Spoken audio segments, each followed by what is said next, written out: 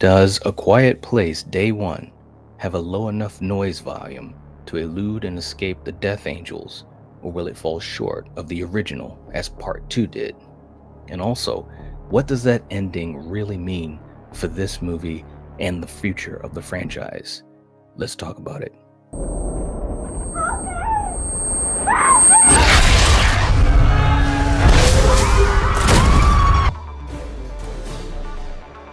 Let's get down to brass tacks. A Quiet Place Day 1 is directed by Michael Sarnowski, and it is a prequel to the original A Quiet Place, starring Lupita Nyong'o, Joseph Quinn, Jaimon Hansu, and Alex Wolff. If you're a fan of horror and understand that to live in a world full of these creatures, that you have to be very quiet, then please hit the like button. It helps the channel, and I'd appreciate it. If you're not subscribed to the Night Watch Zone, please do it and join this awesome movie community. Now, just to start off, I'm a big fan of this franchise and what it's been able to accomplish with a fairly simple premise and beautiful moments of acting, and that is moments of acting with and also without voice by the collective actors involved in the first two films. The first movie was an absolute moment in horror and showed a level of talent in front of and behind the camera of John Krasinski. Emily Blunt also was amazing in her performance, as well as the child actors, especially Millicent Simmons as Reagan Abbott. The second film, it was very good and at times great, but I feel like it did lose some of the magic and earned heart of the first film. Now, with Day 1, it focuses on Lupita Nyong'o's character of Sam, who is a terminally ill woman in New York with her cat Frodo. You get it? Sam and Frodo? That was actually a pretty cool little thing they did there. And she witnesses and deals with the beginning of this alien invasion. Now, Alex Wolff, who I absolutely loved in Hereditary, his name is Ruben in the film, and he portrays this care worker who works at the hospice. And his character is very kind and caring. He's the one, actually, that convinces Sam's character to join a group outing to Manhattan, where they go to a theater. That's when they witness the alien creatures falling from the sky like meteors, signaling the absolute doom for anyone making noise. This particular scene, it plays out kind of the way that you thought it might, but what was really interesting with it, and plus this entire film, is the fact that Sam is not a very physically capable character. I mean, she's terminally ill, she's in pain. It's not like she's jumping over things and flipping around and running at fast speeds. She is an ill woman, and Lupita Nyong'o portrays her as such and does a bang-up job, I must say. Before the invasion even started, in the theater, there's a little bit more setup between Ruben and Sam, and also some of the other characters that were there in the theater. And it's little character moments, to be quite honest. We see how Sam views the world. We see how Sam views relationships and those type of things. And even with a care worker who is a very kind dude. I mean, Ruben is very cool and easy to talk to, easygoing. But even with someone like that, Sam isn't able to really relate with or interact with in a normal way. And this is something that is really set up nicely in the film, and there's some great payoff to it as the film continues. Once everything starts popping off and as the pandemonium ensues, we see Sam moving among the vehicles, trying to hide underneath the vehicles, around the building, dozens of other people hiding amongst them. All of these folks, they're running, they're yelling, and everything is totally out of control. And it's very believable. And because of the fact that the monsters are able to target you based upon sound, I mean, it was basically like a feast. It was like a Thanksgiving feast for these monsters, just picking apart anyone that was making any sound. And there was just so many people. It was interesting because I think for Sam, the reason that she was surviving this initial outburst of the alien invasion is, one, she's a very she's kind of a traumatized person. This terminal illness that she's dealing with has really made her more of an introvert, and so that was shown in those moments where she didn't even scream. I mean, she did, cover her mouth, but she was very, very introverted, even in a moment of severe fear and trauma like this. And this kind of disadvantage that we have for our protagonist, to me, is what really pulled me in as a viewer. Sam is eventually knocked unconscious by, it's like an explosion, cars are blowing up and everything, but she's knocked unconscious, and then she awakens inside of the theater, the building with the other survivors, including Jaimin Hansu's character, who she had seen earlier. I think he was in the row right in front of her and Ruben, a very nice man. It looks like he had a family and a child, so it was very cool. The kid was very friendly with the cat Frodo. So anyways, this was setting up all of this different type of stuff, and with these survivors inside of the theater.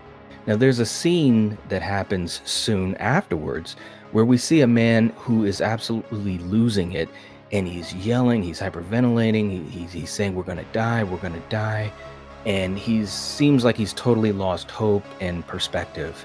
And even though everyone at that point, it looks like they understand you've got to be quiet and barely even whisper, if that at all. This guy is losing it big time. And everyone in this scene and the viewers of the film, they also can feel all of their hair stand up, because we know that any sound can bring the monsters right upon you. It causes a fundamental moment to decide what to do with this man. Now, Jaimin Hansu's character's name is Henry, and he tries to persuade him to shut up and to be quiet. He's asking him, he's shushing him, and he's trying to put his hand over his mouth. He's pleading with this man while covering his mouth. The others in the scene, they're shuddering with fear and anxiety. They don't know what to do. What made this scene even more tragic is the look of fear and hopelessness in one of the kids. I think it was Jaimin Hansu's kid that was watching this as it was happening. Henry could feel the shame, the fear, the panic, and the desperation within himself as well. And then he accidentally kills the man. And I think it was one of those moments where he saw the kid, he understood the situation. He doesn't want those monsters to come into this building, because once they do, it could be just game over.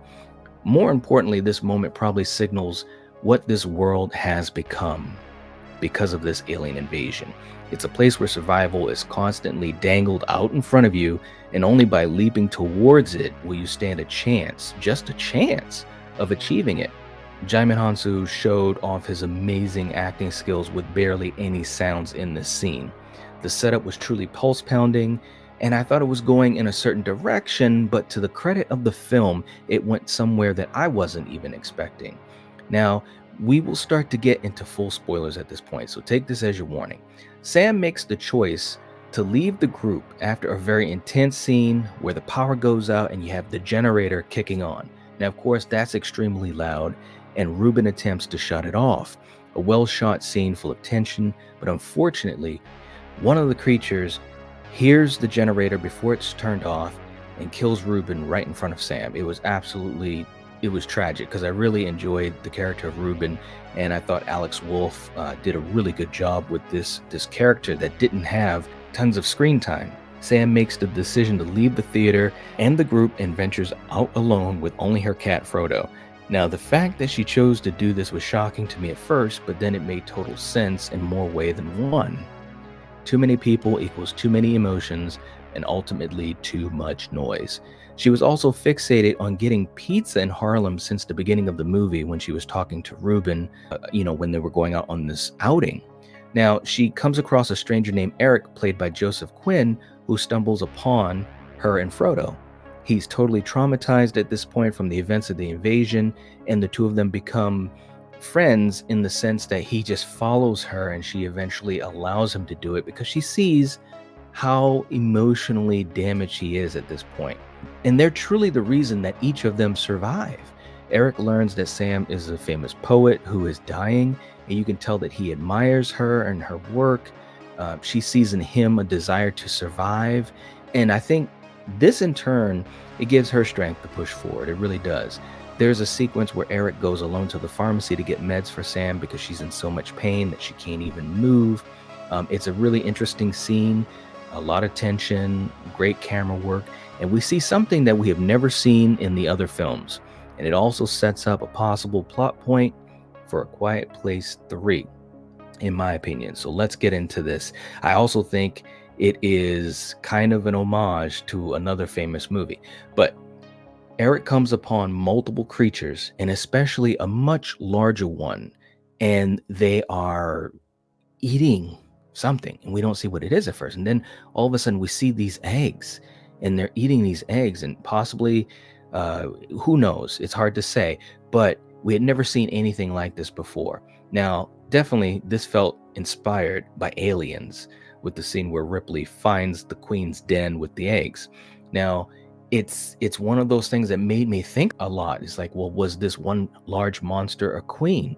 So I think we definitely see some possibilities for the next film. Another great scene is the sewer scene. We see how the monster's weakness to water was exploited when one was drowned while chasing Sam and Eric. It was pulse pounding. It really was. There are high emotions displayed by both characters, and we find out the reason that Sam wanted to get pizza all of this time was because it was something she did with her father, who is deceased, and her father was a musician. And after his shows, they would go get pizza. Well, this was a very special memory to her, and one of the kindest moments in this whole franchise, maybe even in horror, at least modern horror. It was when Eric found pizza from another restaurant nearby. It was like stacks of pizza that hadn't been sold yet or whatever. And he gets it for Sam, and while performing a show like she saw when she was a kid, they eat pizza and just kind of hang out in this little bar.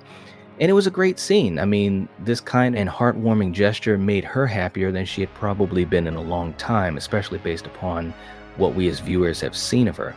The finale is probably the toughest thing to absorb for people because we fully realize through this whole movie that Sam is truly prepared to die, and that's why she, or at least part of the reason why she left the group in the first place. And at the end, she chooses to use herself as a decoy to the monsters so that Eric and Frodo can run to the ship that has some survivors on it, heading to an island. It's a tough scene to watch, but at the same time, it's such a brave scene. Lupita Nyong'o was unbelievably amazing in this role, and Joseph Quinn was also an absolute joy to watch. And on this ship, you also see the character of Henry, who we know is in A Quiet Place too. So there's some connectivity there, and hopefully we'll see Joseph Quinn's character of Eric in A Quiet Place 3. I think that's definitely where it's got to go, and I'm really excited. But I really enjoyed this film. Overall, I think it's better than 2. It's a shade under the original though, but if you're a fan of those first 2 films, I can't imagine that you would not enjoy this one. Lots of great things in it, in this window of where it could head into the future. The only thing that I'm concerned about is with the next film, will they go too big?